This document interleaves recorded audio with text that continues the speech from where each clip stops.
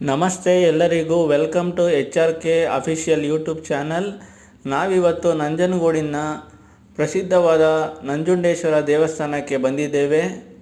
ಈ ದೇವಸ್ಥಾನದ ಇತಿಹಾಸಕ್ಕೆ ಬಂದರೆ, ಪುರಾಣದಲ್ಲಿ ಸಮುದ್ರ ಮಂಥನ ಸಮಯದಲ್ಲಿ ದೇವತೆಗಳು ಮತ್ತು ರಾಕ್ಷಸರು ಮಂಥನ ಮಾಡುತ್ತಿದ್ದಾಗ ಮೊದಲು ಬಂದಿದ್ದೇ ಹಾಲಾಹಲ. ಇದರ ತಾಪವನ್ನು ತಾಳಲಾರದೆ ಪ್ರಪಂಚವು ನಾಶವಾಗುತ್ತಿರಲು ಶಿವನು ಈ ನಂಜನ್ನು ಕುಡಿದಾಗ ಮಾತೆ ಪಾರ್ವತಿ ಆ ನಂಜನ್ನು ಶಿವನ ಕಂಠದಲ್ಲೇ ಬಂಧಿಸುತ್ತಾರೆ.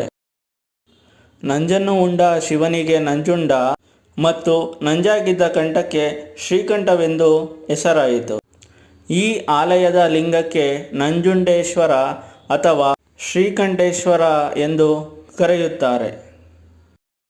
ಆದ್ದರಿಂದ ಈ ಕ್ಷೇತ್ರವು ನಂಜನಗೂಡು ಎಂದು ಪ್ರಸಿದ್ಧಿಯಾಯಿತು.